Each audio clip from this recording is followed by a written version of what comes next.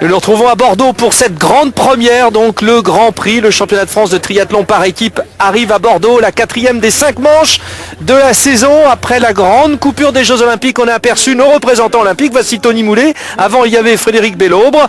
Ils seront là et nous aurons donc un triathlon, contrairement aux filles. Tout à l'heure, c'était trop dangereux pour le courant. Là, ça s'est calmé, on fait le point sur le classement avant cette 4e manche. En 5e position, l'équipe de Sartrouville, l'équipe de Cédric Fleurton avec Alistair Brownlee. Bref, nous allons avoir du très beau monde. 4e position, on retrouve l'équipe de Mulhouse Triathlon qui nous fait une saison exceptionnelle, qui a pu bénéficier d'une équipe au complet avec un recrutement intéressant, que ce soit Johan Vincent ou encore Axel Zibrock. L'équipe de Poissy, on remonte le classement, on a vu Tony Moulet, voilà Rasmus Henning, une grosse formation pissiacaise avec Marco Albert, l'Estonien. On remonte, 2e position, les tenants du titre, le Lagardère Paris Racing avec bien ses anglo-saxons et puis bien sûr notre représentant français aux Jeux Olympiques également, Laurent Vidal, il est là. Grosse équipe autour de Brad Calfem, William Clark, David Hauss et Mike Petzold. Et le sourire. Et pour l'instant, en tête donc après 3 manches, l'équipe de Beauvais, Samuel Pierre-Claude toujours aussi souriant et Frédéric Belaubre, 10e des derniers Jeux Olympiques. Tim Donne qui est passé complètement à côté des Jeux.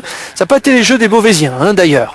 Voilà les différentes manches, on vous le rappelle, on est passé par Dunkerque, Beauvais, Paris, reste donc Bordeaux maintenant et il y aura la boule pour la grande finale. La distance, distance sprint, une demi-distance olympique, hormis l'histoire de la natation. Et vous allez voir que les nageurs vont bénéficier du courant finalement parce que ça va aller très vite, même si ça s'annonce très dangereux. Foi de Bordelais, il faudra faire attention à certains passages qui s'annoncent très difficiles.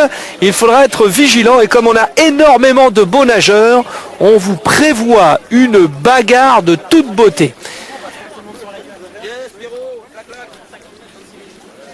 Ouais, voilà, ça discute beaucoup parce que sur le ponton c'est un peu difficile à tenir avec le courant. Voilà, ça y est, tout le monde est parti. Hop, vous voyez là, certaines équipes n'ont pas pu se placer sur le peloton tellement ça a bougé. Alors on y va par l'arrière. Décidément, on a des scènes un peu particulières pour cette première édition du Grand Prix à Bordeaux.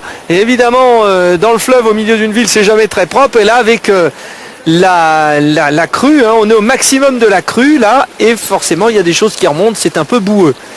Mais rien ne fait peur à un triathlète, pratiquement rien. On a un peu peur pour eux quand même, mais ça devrait passer. Il y a bien sûr tout le dispositif de surveillance, d'organisation avec des bénévoles qui sont là, des maîtres nageurs, des sauveteurs et puis bien sûr il faut aussi penser à l'équité sportive et l'équité sportive elle est maintenue par nos commissaires reconnaissables à leur veste blanche et noire un peu comme au hockey sur glace et ils font un gros travail aujourd'hui, on va avoir besoin d'eux pour bien vérifier tout cela. Un coup de chapeau aussi à nos équipes autour de Pierre Falchero et de Bruno Boukobza, l'équipe technique exceptionnelle, parce que ce n'est pas simple. Alors, pour l'instant, Marco Albert est bien parti pour l'équipe de Poissy. On risque d'avoir une grosse bagarre là entre les nageurs. Bien sûr, les Beauvaisiens sont bien armés avec Frédéric Belaubre.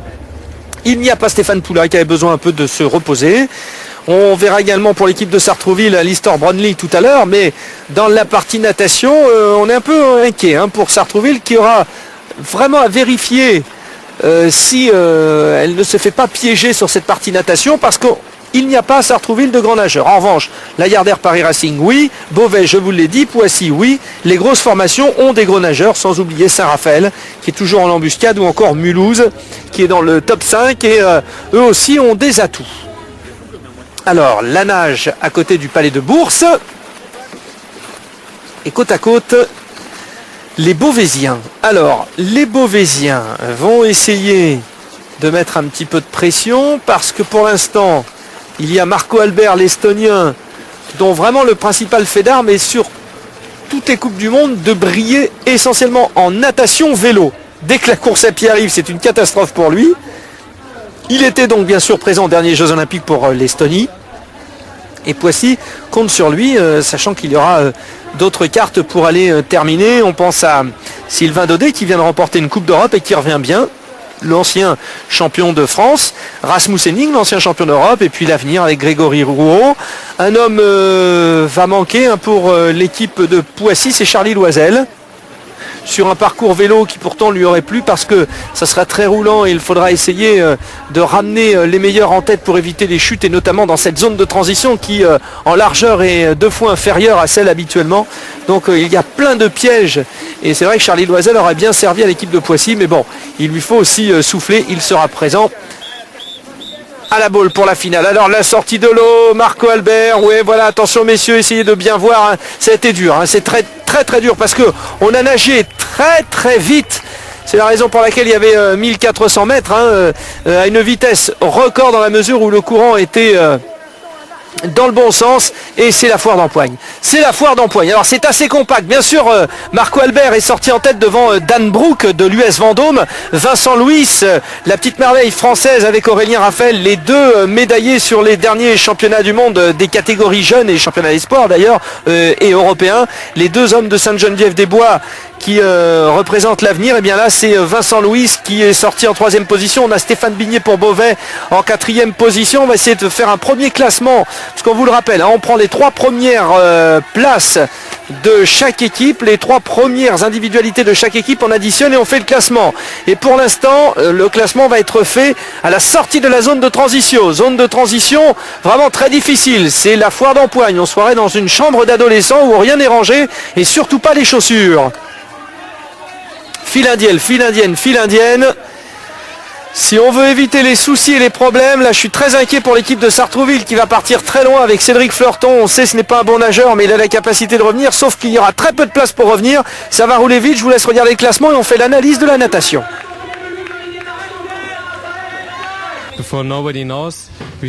Avant, personne ne savait si on allait nager ou pas. Moi,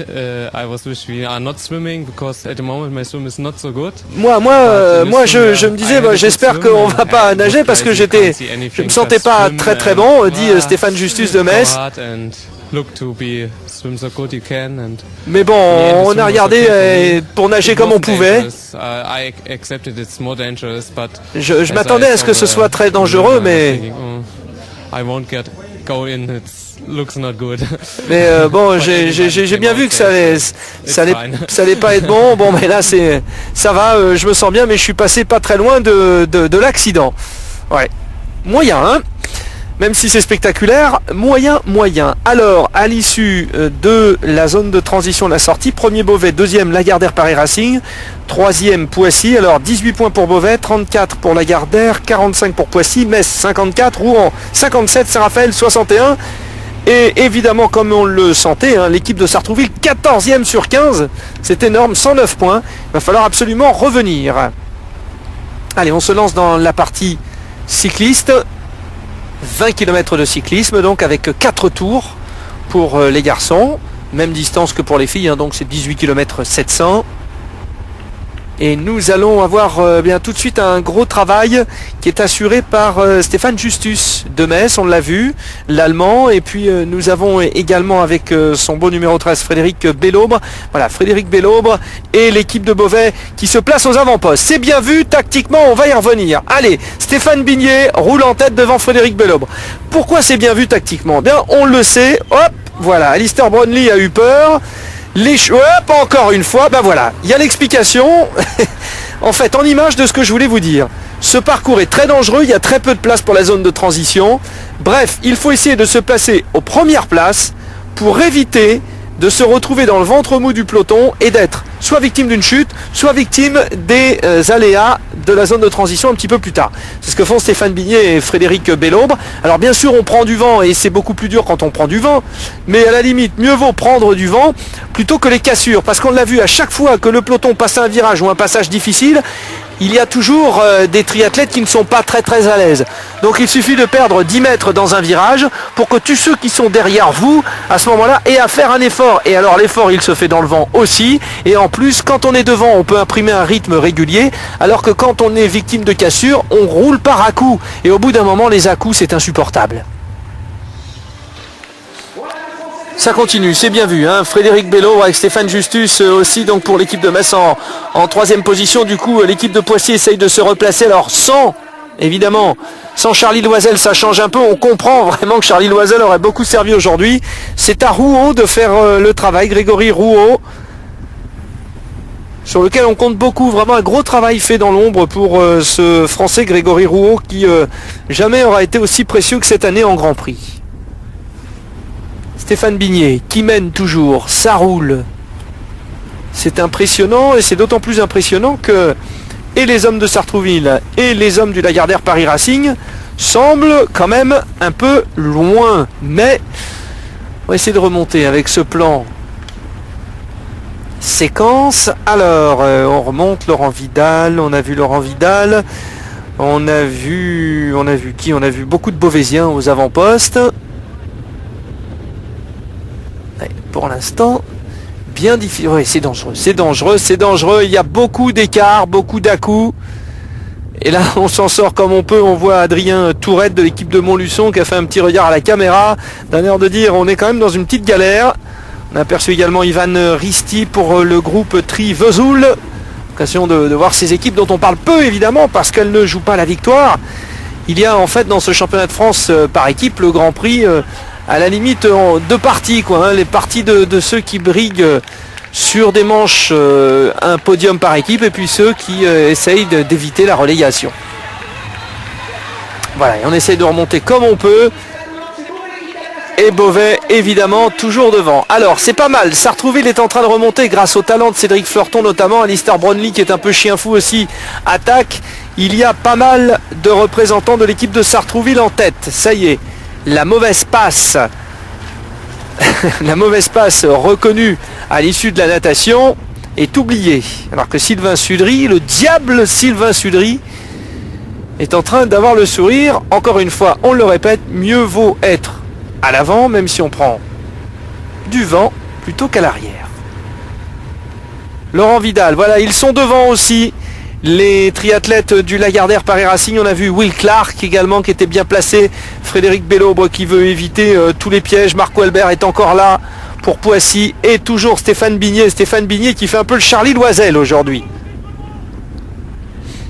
Gros travail du frère de Franck Bignet, ancien vainqueur de manche de Coupe du Monde, les deux frangins qui ont longtemps brillé au niveau international. Et Stéphane Bignet lui a une particularité, c'est qu'il est aussi fort en longue distance qu'en courte distance, Stéphane Bignet.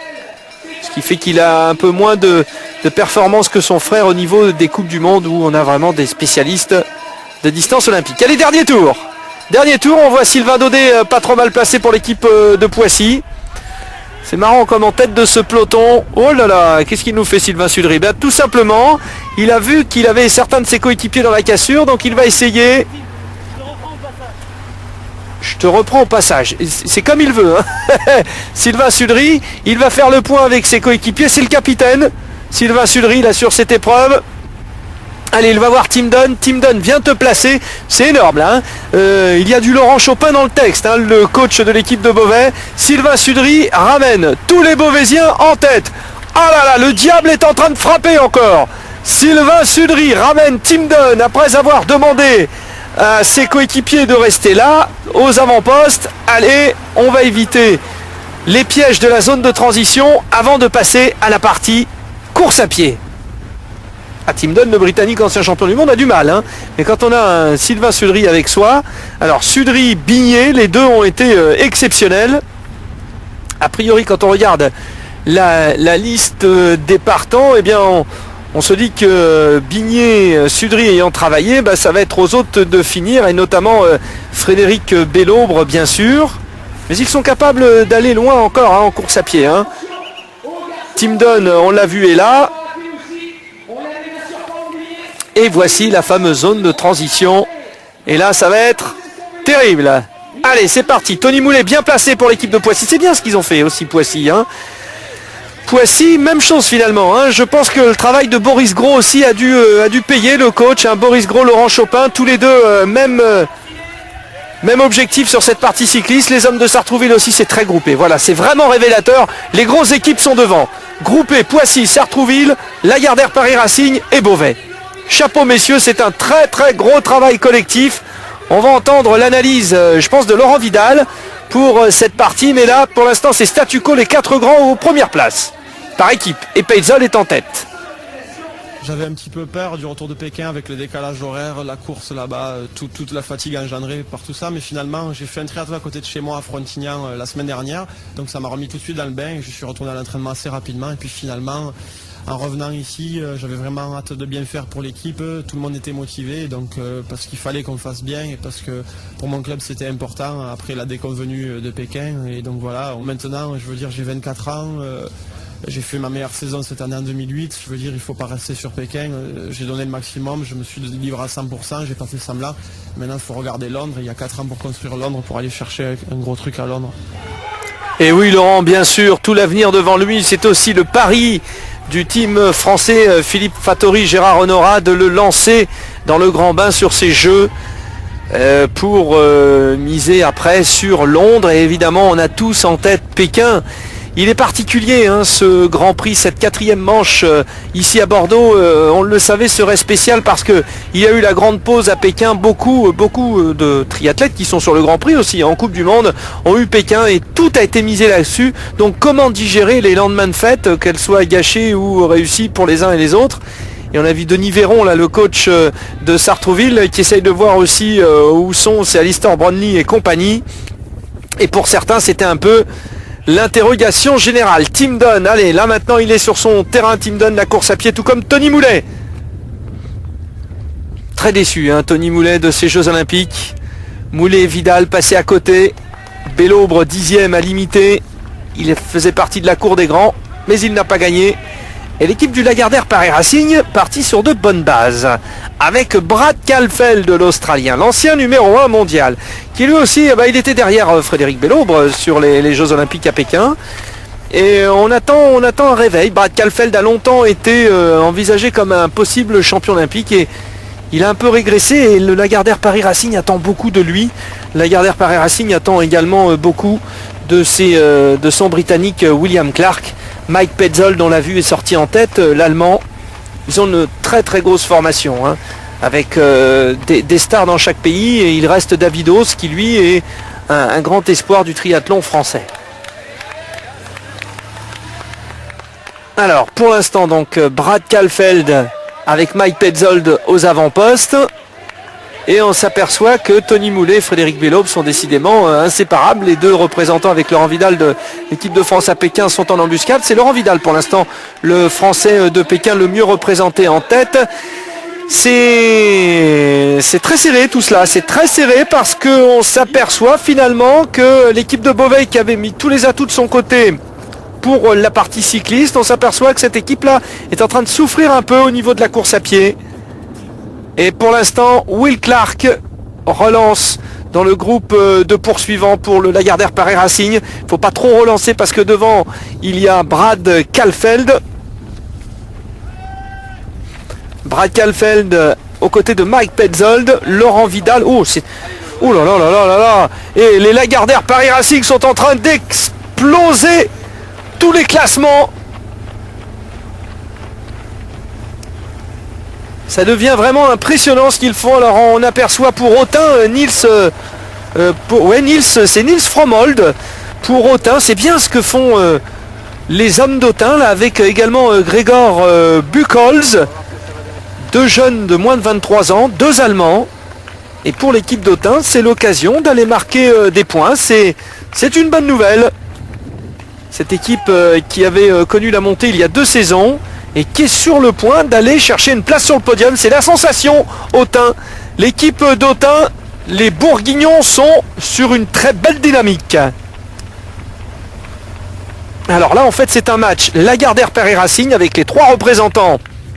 Caulfield, Vidal ici un peu en difficulté et Mike Petzold, et Autun avec ses 2 représentants Fromold et Buchholz.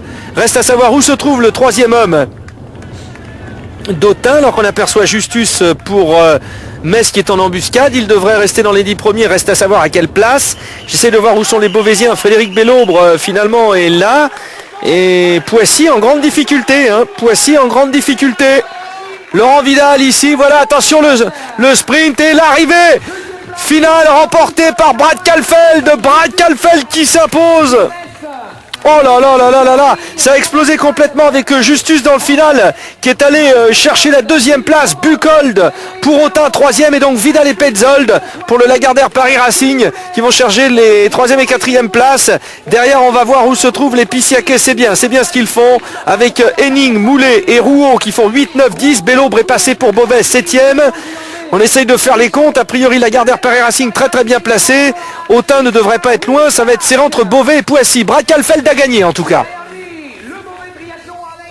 Et très rapide aujourd'hui dans le vélo. Après le vélo, très rapide transition avec Mike Petzold. Premier kilomètre, très rapide. Je vais le devant, Mike. Et ensemble, c'est mieux pour moi. Et après, oui, 2 tours, oui, gagné. Je suis très content avec aujourd'hui. Après Pékin, pas bien pour moi. Et aujourd'hui, très fort dans la tête, c'est mieux pour moi. Donc non, je suis très content.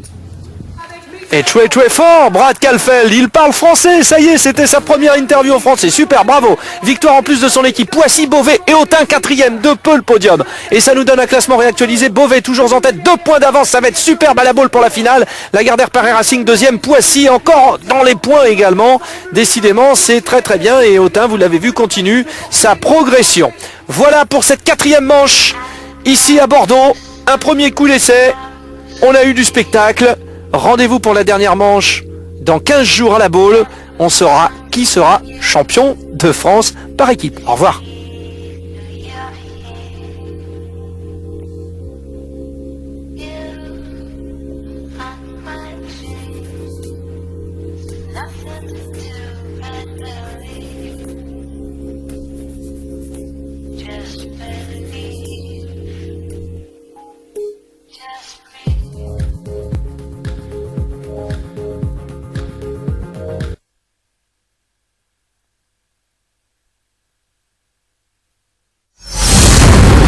Vivez le plaisir du triathlon avec le Grand Prix FF3 Lyonnaise des Eaux.